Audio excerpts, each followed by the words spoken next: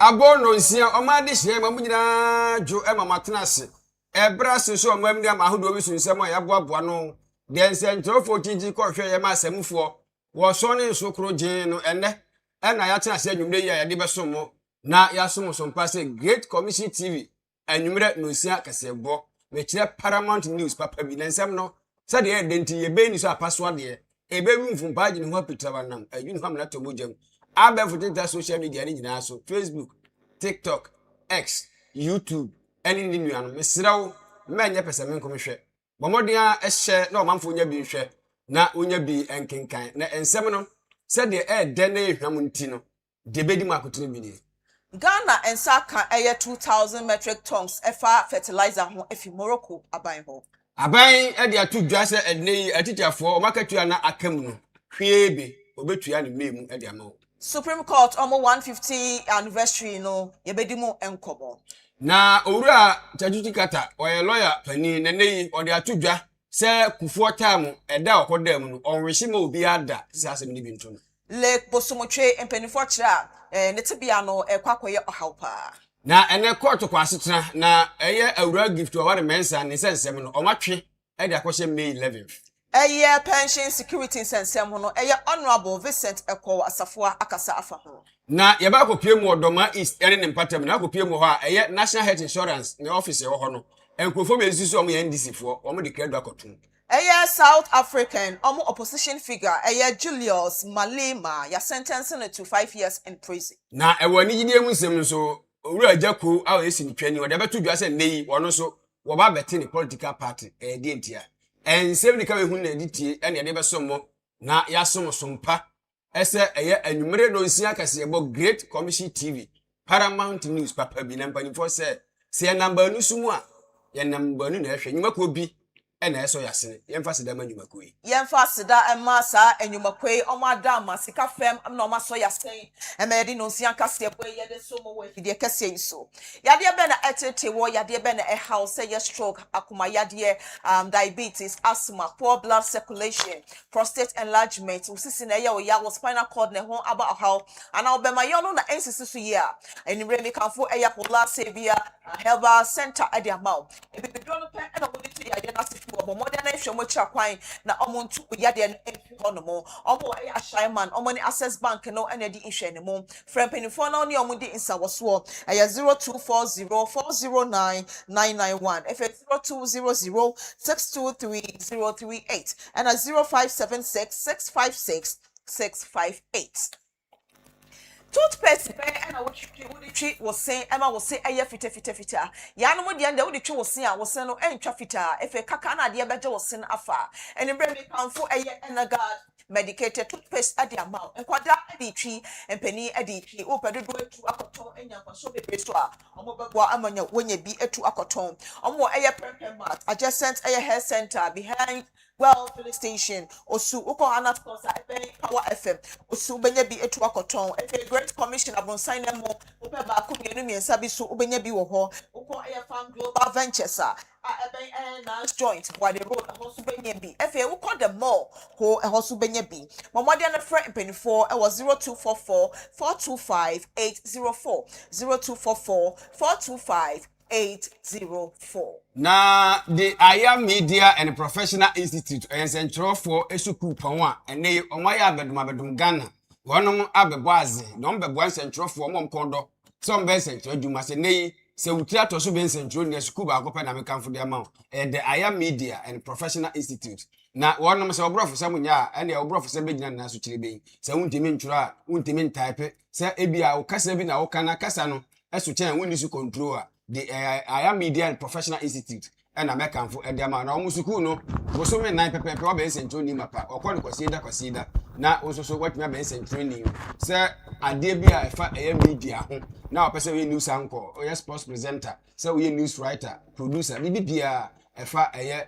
media ho no oye na otimi ade bo wa chechefo a otimi abobbewa watiti central for be yakuni ni abrempon central djubam entienei one mere course which is digital literacy, financial literacy, media literacy. Now, one of our Great Commission abrosatin team ewo nungu abo the road. One in penny for common agent mo ebro media so 054471 3929 0544713929 na woni mpanimfo twetwe nkombo na go same travel and tour de adwumaku a wo ye akwantu nkrata enti ene yi se wutra to so betu kwa yokosua de koje wa home se adwumade bi a wokodi bia na se ne ebi adwumaku bi ayi obukata enti ama aboma bukura se akwantu nkwa wonya ntubiem ati wani so me kanfu go same travel and tour de ama wo munya meso ahye omma enti wo ntisa ya anom na omadane asorobo ado ho bo makotokro nka so enti ne se opese wo yakwantu nkrata bi eti se student visa business visa tourist visa visa renewal sponsorship bank statement for all visas birth certificate business certificate passport any de ka ho ni nyina go same travel and top and American for edema one mo lungwa great commission abrosani mu a Boarding Road Saint Michael Primary School no mo di mo ho from ahomatofo so no twetwen komosisi a 0244 425 804 0244 425 804 say nyumakui eri nyumaku bibiri aye hwe kwan sese opese obo adwatede ho dawura bomodin a na bra Great Commission TV na ebeso dwumadi aka ni nyina asene wonom na aso asene ama obi ni ninu aba ebeso mo da yaso so mpa dwumre na kase de beda ifro samfo eno mo kenkanfo amote yenkan eyemme adehye hene nana ageman prempe osmafo palo mini aba Emma kasamafu ya mansa moma yenjina ensemi so ni yentwa ye ho yembra se ye ba ensemo no ye de besom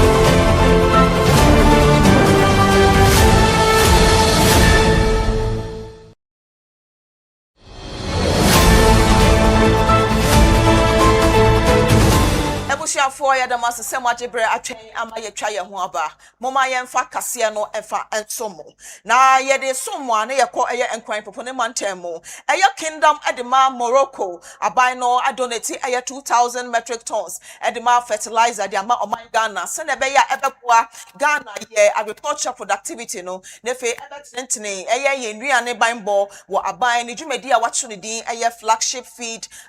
Ghana initiative no sa donation Ministry of Foreign Affairs and Ejina mo eje wo aban afa na mo de ceremony kakra bi ahihye so e wo enkran popone mantemo Abraham penifo ne nsɛmtwerɛfo twetwe nkomo no Minister of Foreign Affairs Honorable Samuel Okujeto Ablakwa ekyeremu a sa kasahodo akoso no ebeboa ama Ghana ane Morocco aban no omontem awoyie pa efe ebeboa agriculture wo ebibiman mu no se ne be yi a nnuane ne ye nnioma ne ennioma bi aka Great pleasure to receive this donation of 2,000 metric tons of fertilizer from the Kingdom of Morocco. On behalf of His Excellency President John Dramani Mahama, the government and people of Ghana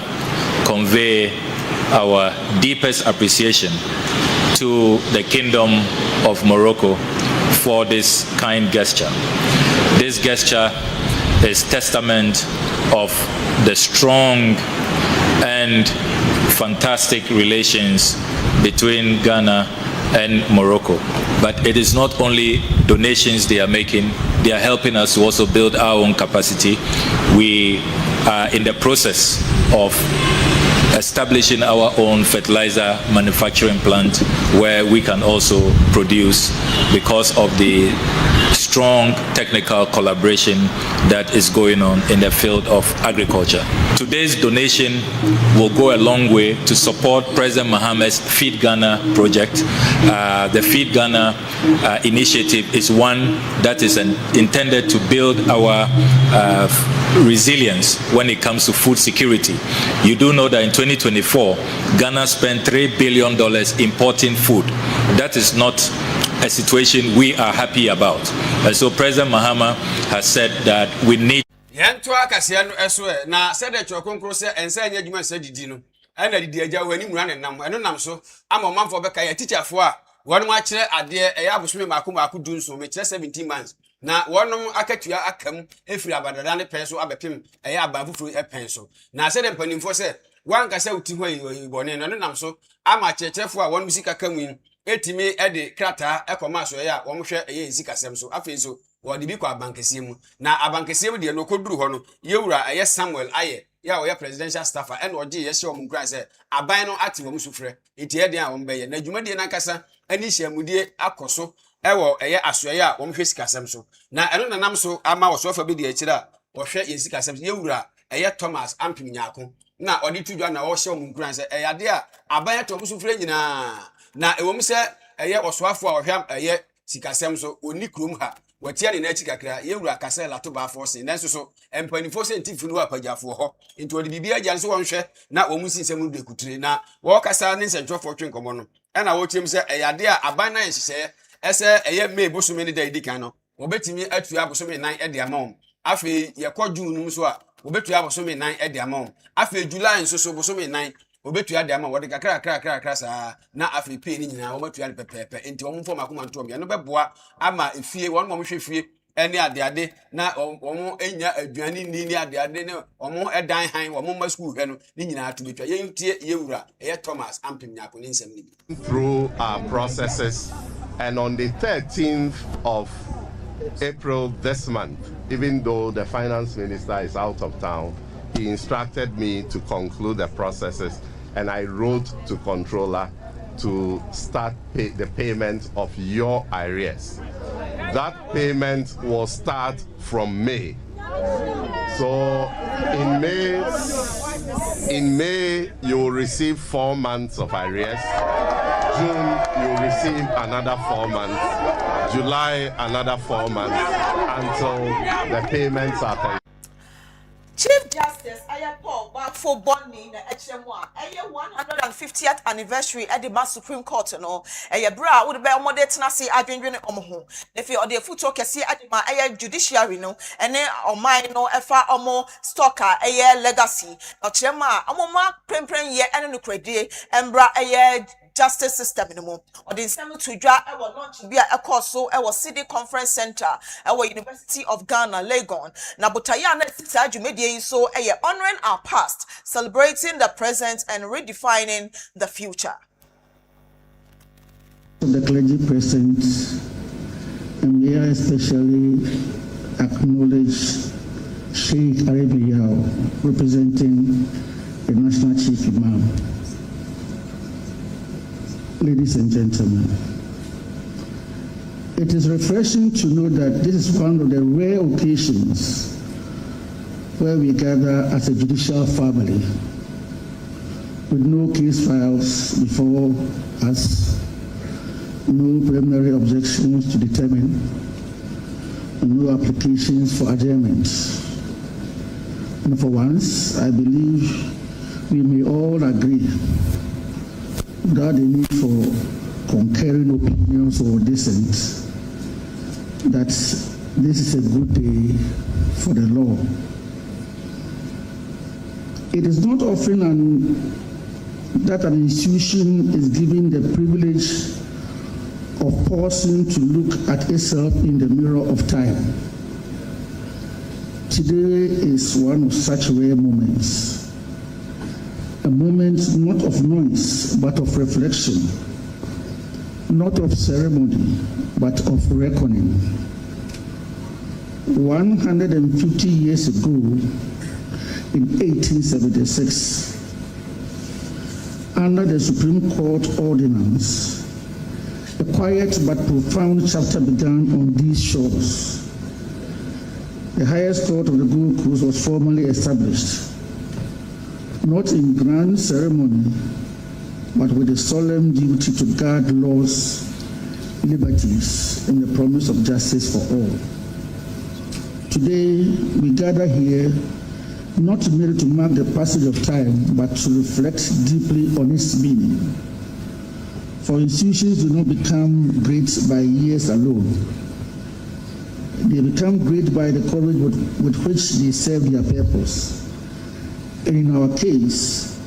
by the fidelity with which they uphold the calling of justice. Madam Chair, today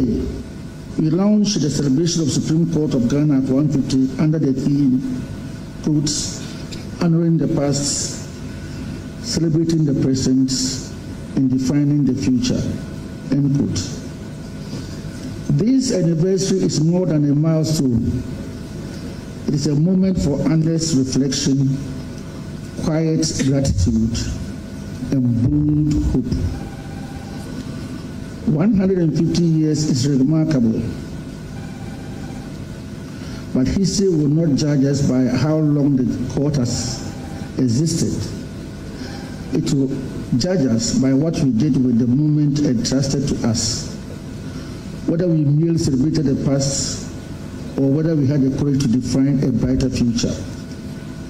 This anniversary, therefore, must be remembered as a commitment to faster justice, to accessible justice, to transparent justice, and to a judiciary worthy of the enduring trust of the Ghanaian people. Yento ansem no so ne yenko nsefo from na enra Accra High Court om kwasetena ni nyina efa enkane kwanchefo be di akire edema National Service Authority awura gifty oware mensa ne nsem no eho na wo mkwa asetena no na eho akohia se yemfa nko yemfamra obia lawyer sisi we lawyer sisi ene abankwa dubofo da kasa no emu ene omo chese judge ne makwan na wonu ntimi emfa challenges bia so omo challenge court ne otimuafo no wo ntimi mfamra na sansem no na emerenti no court no makwan masa de yina koso na me no kasa yi no wahye ese eyade a me boso me ne da to so du ba ko obesan akwasem no so na enka awura gift oware na lawyer fo no epese wo mkoso na directives court no de ato akwam no wo mtimi na se de ebetwa sensen kakra na eno na wura justice koku vite wo de betu dwa se emre bia ni ho se utimi ko court of appeal won mu nsem wo de betu dwa utimi se ko challenge efisa asem no abepie mu ewo Supreme Court court batan na nimu asese wo mtimi etoa so edi na ni nyina mu no ebra epu enra no wonum ekoye no na ho akohia se yewura gift awura gift war mensa wono ni lawyer na benyin akon wakasa kire se yade a se nkomuti ma ho kwan na utimi de tabo no so se de be beboa na omotimi ahwehwe mu mapa si ase na atimi agba ma sendi na koso so ni nyina mu no court no antimi anya antimi omode akwose me bosomene da etoso du ba ko yebehwe na awura gift war mensa ne nsensem no abusua ene court na hwe na wadi asem ne ahwe ba bia susuan de bode hu befa ebusuafo mama yento akase no so mamo na yemfree enkran popo ne mantemo ne yenko asante mantemo ne nyina efa lake bosomtwe lake ne ho na Ghana ha sa lake bia tourist attraction a nkofo ba nsrahwe wo ho mpanifo kira asisi ano bebia ejina no ana se na lake na akoye ohaw pa omo kire mu a nkofo bi aba ho no mo ma bedo ho a omudua atosode wo lake banks ho no mo omama ewia atiesi ho no mo a Shea at Ohio Ebebre Lake Osomcheno, Enra Wukwada Echemi, Ashanti Regional Minister, Dr. Frank Amwakohine, at the Penifo Ekasaya Chomoso, Omonko, no more question, Ekos Honomo, no more ye and your money fu, FA, Omo de Kokobo, and to me be at the share Environmental Protection Authority, EPA Fonsa, so motion no more Shemu, and Fenfa Semihu, Senabeya Asumodri, Ebeba Honomo. Aban ede Professor Nanama Brown Kluchi ama yese on hweso afi free Water Resources Commission eho ene ye kase na enkra ye de mamu nyina de se ya meto se afidie no esi abasi produe mase ya eye adwuma bi a aban ema etifri ne eko ya de afidie no ehye wonsa hwese entu anamobia and 2 in 9 in free produce was say there be a sinwa AC ma enye adwuma bia wo nso no ho biom enkopem say yenum behia na ne ho no yenemu aka nti sana yede emamu sasa omka asempa ntimeka say if we say bi ko ensem da beto menimu si ehun nsem sisi ya na mo bi emfane sanka fidie na oloya ni ba kwa wagye din wo ye mamu fiti dentre de ewura tajuji kata na omanfo beka ya Mampanda da John de Kunkufo epenso na papa yi wa wasori dem e na womkɔkye no de kɔto afiase na wɔhwehwɛ nsɛm no mu na afi nsɛm no na ba bi akodu na ɛsɛ woyiri na so ɔse da bi wɔbɛkɔ so adam to adam ɛsɛvo ne sentence ni nyinaa kɔsi sɛ opie ba ya wɔbɛto ne dwumadie so na ɛna ɔde atodwa na ɔde todwa na ɔka kyerɛ manfo Ghana nyinaa sɛ ɔno ɛbra no wasori dem a wɔbɛkye no ɛhye ne papa into ɔno no sɛ ebia ɔmfa ho ne amanyuku a wodɔm ɔmpɛsɛ bi bɛto ne nua bi ɔman Ghana mu efisɛ saa brɛ no ɔkɔ ahoyehia no ɔyaw mu paa into ɔno ɔda no sɔre a ne mpa ya ne sɛ ɛmfa ho sɛ woyɛ NDC ni woyɛ MPP ni ɛmfa ho ne amanyuku a wodɔm ɔmpɛsɛ saa ɛyɛ ani ayɛ asɛm ne ani nyanya asɛm ne bi ɛbɛto obi ɔte saa nti ɔmanfo nyinaa ɛnhwɛ ɔmo ho yie na ɔse ɛyade a ɔno no ɔwura kufuo pɛn so no wɔnom a wɔmo yɛ yodium yɛmfa ne nkɔ nyinaa onim ɔmo nyinaa nanso ɔno no deɛ ɔmfa so bo ɔmo obi afei so wohu obi a ɔmfa obi a ho asɛm ɛnhyɛ ne mu na mbom deɛ ɔsere otwe deɛ Nyankopɔn ne sɛ ade ɛte sɛ wo asɔre dɛm wo ofie ni aba bɛte wo yaya ɛwɔ bɛkɔ hunim bɔne a wayɛ no ɔmpɛ sɛ bi bɛto ne tamfo mpo nti ɔsere ɛsɛ ɔno deɛ saa deɛ no ɔmanfo hwɛ na wontimi ɛntwe wɔn ho mfimu sɛ de bɛyɛ bɛboa na wɔnom saa deɛ ne bi ntimi wɔn nsɛm wɔ nyinaa to dwa ɛwɔ bra na wɔde abasobɔde sonko ɛma no ɛwɔ ɛyɛ UPSC University no ɛwɔ Legon na ɛbra o JCP ni apa so ɛna ɔde afutuo ɛne ɛyɛ ɛnonyam hyɛ sonko ɛne da ɛyɛ no sɛ yɛhyɛ ne nonyam no wotimi kyekyerim kyɛ ɔmanfo kyerɛ n'ani so. On my first Sunday in prison, I attended a church service. A pastor came from Asamankesi by name Jones Owusu-Ejei. Exodus 50:20 was one of his two texts for the sermon. Joseph saying to his brothers, "You meant it for evil, but God meant it for good." On the 10th anniversary of my imprisonment, my wife and I joined Pastor Jones and other colleagues who had organized a medical mission to the Nsawam prison to provide free medical care, including surgeries to inmates of the prison as well as prison officers. A prisoner came to me.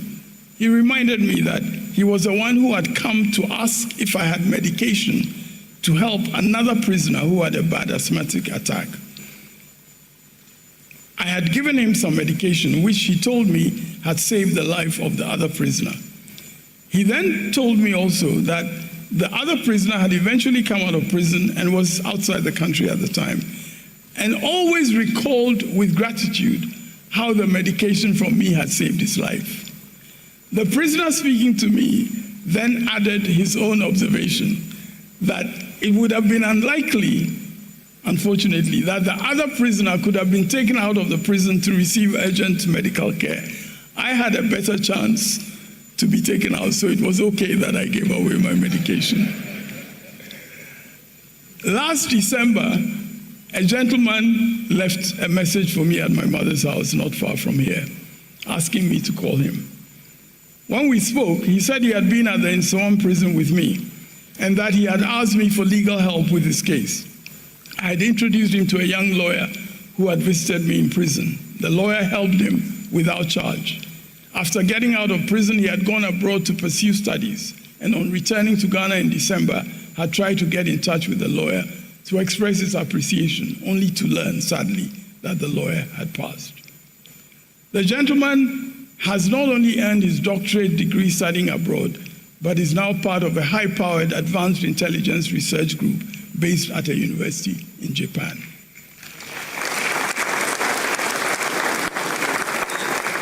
God Meant It for Good was the title of my reflection on the first anniversary of my imprisonment. It was published in the Daily Graphic.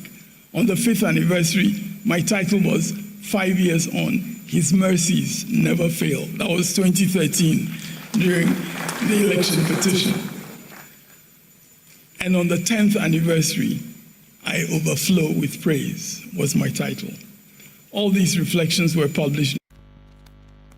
Of Parliament, Honorable Vincent Eko Asafua and Peja Nsembi, the Efa luxury expenditure, war Ghana, your pension administration system minimum, or try a financial security at ma a contributors no. On the Nsemi to a Brown in Central for Casa, our press conference, our Modish so a war Mashebedremo a year and they are day 16th April, wa afi 2026 yemo. Or Chema a land cruiser, Nedono Ebaya and Song, and the Bono a year 50 15 million no no ensema obisa no kira wey ebe ya ade ebebo Ghana your pension fund no ana. A particularly disturbing issue has emerged. We are informed that Mr. Boadi Mensah doubled his salary immediately upon assumption of office in February 2025 without a board approval. When he was appointed in February,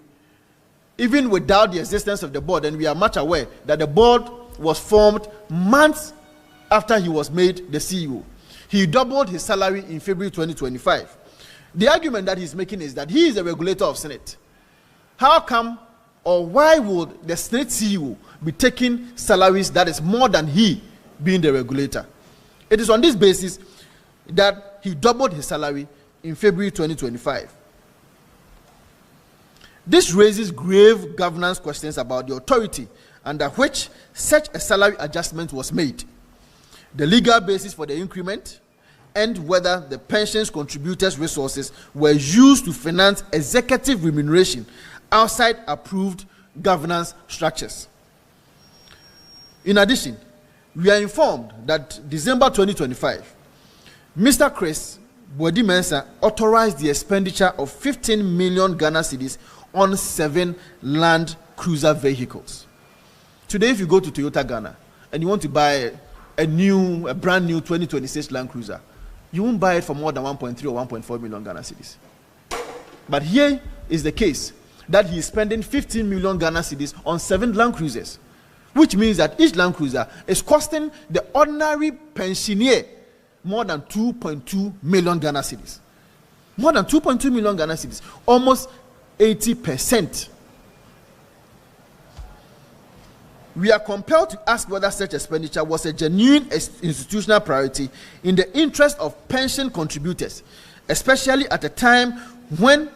contributors expect prudence. Na yekopie mu ewo Doma East mansi ni emu ewo bro mantam ne mu na okopie bu ho a enkrofo bi a wom susu se wom ye NDC emabunu wono eye apomudin se achi aba office ho mekire National Health Insurance Scheme wom office ho no wom de credo abrankansa mo chi de kujan bobo ho na ni nyina ene se wom ani abere pa na branch ntrofo ene eye dwemtre ne abedi achi de ma NDC amanyoku a wonum enkrabata ewo eye Doma East mansi nim yewura Elder Richard Akwasi Asamwa wono ne sentrofo twetwe command se eye nokore se eye NDC maburu bi a osusu se wom ye maburu na kodi se adwuma no na ensem ni nyina ne se eye bibi beto odwa ema ebeto executive se wo nyina nim se wonhwe na ompe obi enkoda eye National Health Insurance Office ho no ano na enokore empanimfo se sadehye akonwato obi apribi na eno nam so ama eye domfrefo ede ema constituency no eye yewura eye Twenebo a Enoch honorable Twenebo a Enoch on eye domfrefo ede ma ndisi amadu nkrabata ewo eye Doma East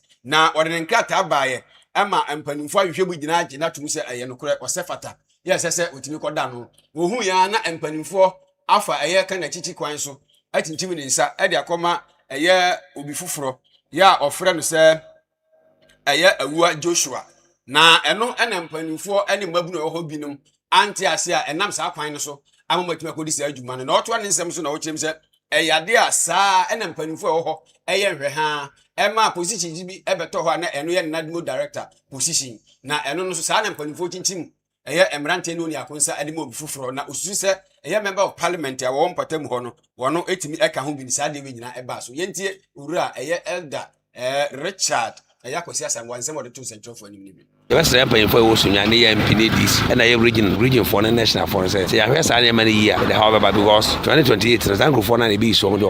cooperate to me. The Panabufu now was all Yajmana. I think, say, a bed is in the pardon night, and then I could say, oh, more my Yajmas, what I say, no, they can share no dear Chinchas, and I petty for so much. Said there be a neighbor saying Nipan on near Yajmana, but I am fan and Conan Nipabid on Tiasia, a buffon of the Beba. Some Mumtrama almost on my question. Send a pie, then a choir executive in the choir. Send now, a be a Moyan interview, and I'm Moyan wi krata mu no ntimi nya obobo amane ze nipa amode ne bae no ne qualification enu saa dibie biara mo pa amane no te ebia mo se san ana so ma yede amane pa so se nkire mu yi ba e ba mane pa no aso ato manager na minim se na ebia criteria na tie de but nipa na kira de o ye graduate na yede ne koye te se bibi saa wo ho a e se o mane pa na te se ebia nipa no adwuma na o pese yede man no ne qualification yede en qualify nti ebia pese se no so e ba saa nipa na tena ho ase a se ka saa ne mo bia yede emma ehun se eye public office ya insurance na ye adwuma 24 hour de bia ye adwuma di se ko ba se so a adwuma na beto sini kakra but eni bra nipa na de kire abana no ene mpati for se ne ye kono emwo na eno achi na yewura elder Richard Akwasiasamwa wo san akasa de tunchenkefo ni wo chese wo de afuto soronko de kwa aba NDC empanimfo a wonom ewo brumantam mu ni titiru ne doma East Mansi ni mu se kokomba ne dide manya ekrobofo wo sere se position bi beda ho na do se fata no obia mu ntitiri die mfa kana titi kwan so ntintim ne nsa enye ekoba ne sa dide agya ho ani mura ne nam te be ma manfo ani abre na okoso kasa kire mu se ade a wadi wom ho ya opa se ebra twinebo a etimi eba ye mom toto na no a wom share ne boso wom de be ma na afi oma afa kire de akomo fufuro no ekoba sa ebema anibira ba se panimfo se anibira nso gya nti wonhwe saa kwan no na ontimi emwa na anya saa na saa de nkoso na basabasa etimi koso awanhwe a afi 2028 no wanhwe wom bedi wom dokno kwa ne nyina ne se Yohana amode bra party ne yem provide the papa ma omo emma na health insurance manager the organizer on abo twene bo no ko de na koye ntin kura ndo anwumere na e ba ye platform se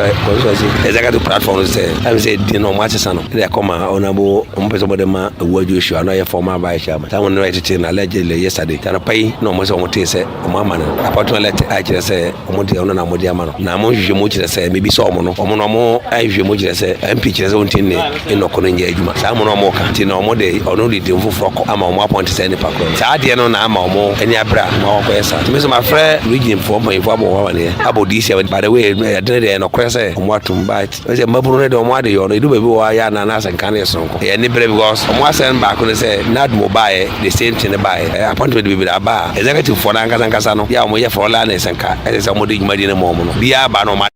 na owie kura no eno de tudwa na o kire se eyade a one do susupa se ebeye NDC emabunu no a ene NDC mba ene di se adwuma no nanso ontimi enkansi ne bo ese asumase na se obenten ene di ani mu ko sa wosa no na okasa na wo wie kura no se osrada ese ni nyina mu no womoma asundue mapa emra omono asundue bua efise mpanimfo se prayo hoyi uyi ba ko ebu na se okabo mo anya de bebu enti wom nka mbom se de be ya afi 2028 no wom betime di nkonim na basabasa dia entimi ma o party for no manti mbobun na koye nipa odi olidi ye mo de omokoye de mi nim nipa oye ba me ko platform na mahu se mo de abeto mo de dinja abobobo mu se organizer na ni group su bi se mo kokoye ye o se party for no bi na koye ni mo koye na kasa de mi nim ba do mo se no kraso mo atundie o ma bompa info ma ba region for amane o mo se mo ba info so mo ko hia mba ma me mboye futu de attack se be se mabunu se o munya abotre menra start ya na e ba bonte no me from online so phone so bobo mama no bi anya abotre na kai nyina yemfa asonwie yere enka ebusiafo moma yenjina ensami so ne ntwa ye hosema we eyin botete si ye ba ye be ko bi man so ne de ni jesem asomo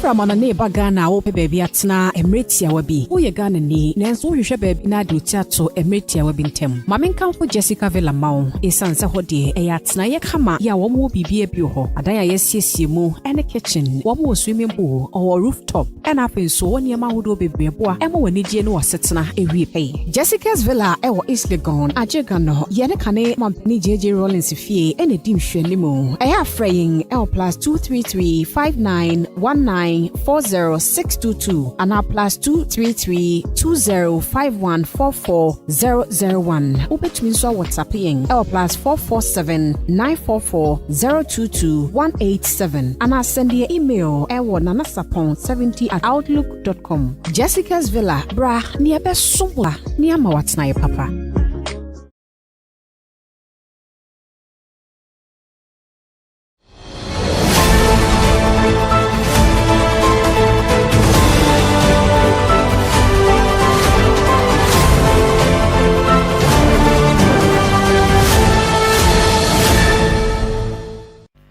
Ebusiafo ya da masese maje bre na matwen ama yetwa ye ho aba mo ma fasida ema aboafo esika fam omo no maso yasen ema de no sia kasebo ye de esobo toothpaste ben na wode etwe wo sen me pa cho kope papa fetwe wo sen na wo sen no enye fefefefefe an kwada di twi peni di twi me kanfo eye enagad medicated toothpaste ed amount momodi anakopa bi na mo fentwe mo se opedodo etu so akwakoton enyafo so bebria me pacho ekwan eda ho ed maw omo eye prempem mat adjacent eye hair center behind well filling station osu okohana stores a ebe eye power fm osu benya bi etu akoton great commission abonsan na mo opeba akomienu miensa so a obenya bi wo ho no mo if air farm global ventures a ebe eye nance joint boade road hustle ukwa obenya bi if ukwa the mall ho hustle benya bi etu akoton momodi ana friend penifo na woni omundi ensa woso 0244425804 0244425804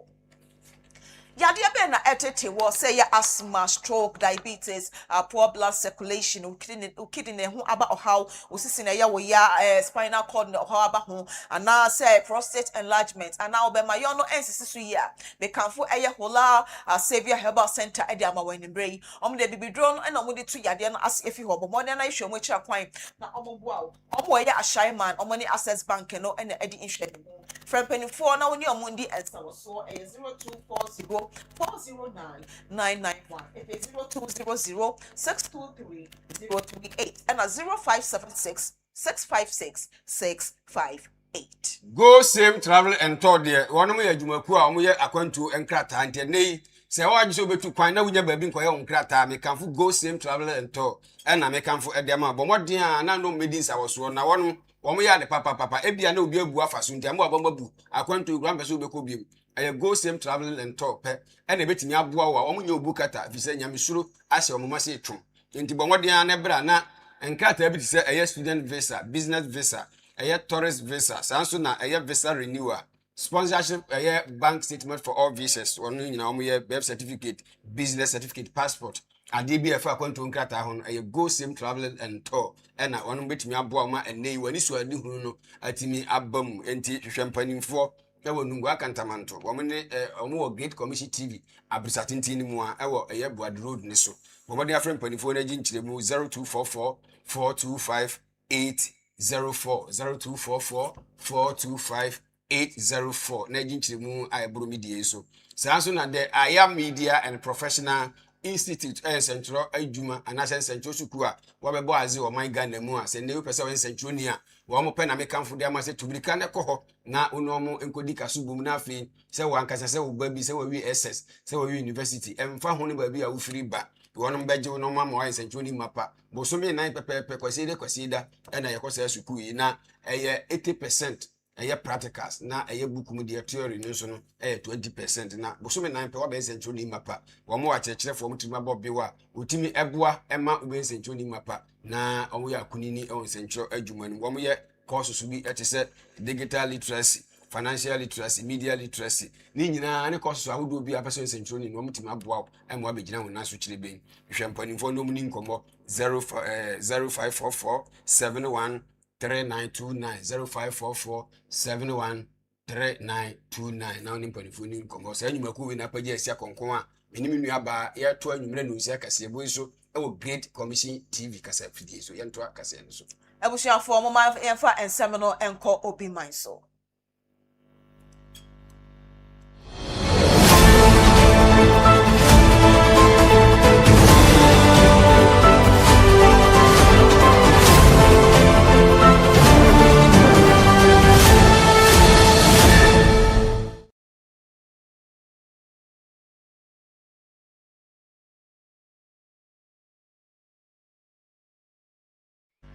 Yeah, the Cassiano Echo Obi Manso, near Kobe Manso, near South Africa.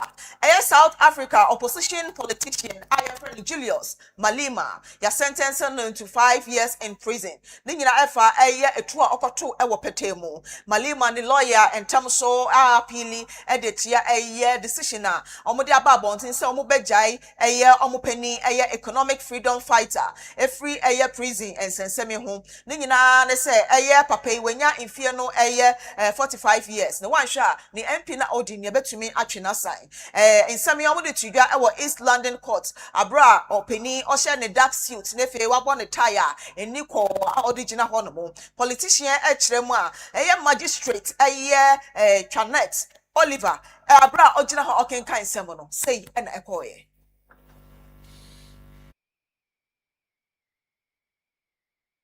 After careful consideration, and I can show you I have done so, free of any interference, this judgment or sentence is the sentence of this court and this court alone. In respect of count 1, you are sentenced to a period of 5 years imprisonment. In respect of count 2, you are sentenced to a period of 2 years imprisonment. In respect of count 3, you are sentenced to 20,000 rand or to undergo 6 months imprisonment. In respect of count 4, you are sentenced to 20,000 rand or to undergo 6 months imprisonment. In respect of count 5, you are sentenced to pay a fine of 20,000 rand or to undergo 6 months imprisonment. In terms of section 280, subsection 2 of Act 51 of 1977, the court orders that the sentence imposed in respect of counts 2, 3, 4, and 5 run concurrent with the sentence imposed in respect of count. I was saying, I want to encourage and you didn't say about here.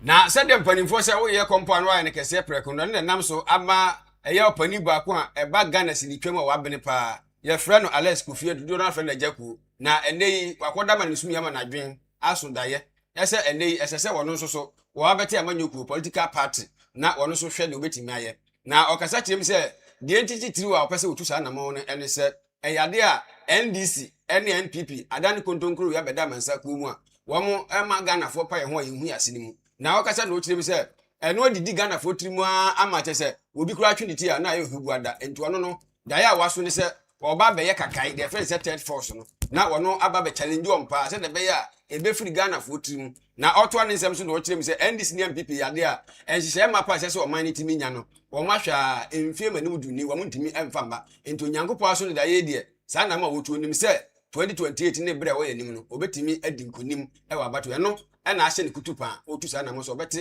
a first, or say the first, Ghana, I say the Ghana first party,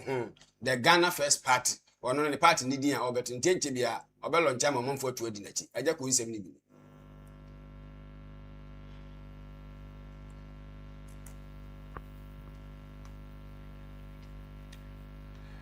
I was young in same so na yamfa a yakasi nyina emra na wie and same we di kase ni makotene bi ni Aman Ghana yensaka 2,000 metric tons of fertilizer from Morocco aban honomo aban dia to dwa say teacher for marketua akamu no obehwe na we afiri ho Supreme Court 50th anniversary no Justice Bafo Bonni Akasa afa and sheshe ahodo omodegu apono so Yewra chachuchu kata wakasa na ochire mi se ono kufuo ebere so no afiase okoye no onwehye mani nua bi ada sesa asem ni bi nto Lek bosomtwe empenifo chira eho aba helpa omode ensem na hye empenifo se omohwe na asomodwe embra Accra High Court de gifty or what men's and insensem no motu akose May 11 pension security ensensem no Honorable Vincent Eko Asafua akasa afa ho na doma is mabunu ndisi mabunu a wonom de credo ko brankansam insurance office no achi no dwemtrani abedi achire Yewura Elder Richard Akwesi Asamwa wakasa fa ho South African opposition figure Julius Malema ya sentenced into 5 years in prison na ajako eyesinetwani o man Ghana mu aso da yese dey okote ne party ensem nika we hu de editie ne de besom mo na yaso so mpase Great Commission TV anwure no si akese bo ya to ni dise Paramount News papa bi na asedem rempmese du enkoma wono mo a producers ahodo nyina do di animu na lamlelam tewe producer director na be di akire eye Joyce Mensa afi so yen cameraman eye Richmond Kwasifa na be di akire Kingsley afi Mary sanso na editor Theodora afi MCR Nanaya Opare na afi Andy Grant na yen general managers Obapa Nanaya Henwa afi kofa by Chief Apostle E Jackson womu nyina na boa ebobo ansemi ano eme de beso muso pa na kase de na de akenkafo a mote yenka ewo kase mu me adehye hene Nana Ajeman prempe osomafo palo mini nuaba ema kasamafu ya mansa ye nyina we su na yensi ya enchia mu pi Kristo ya domo a ochina same time same channel yakram.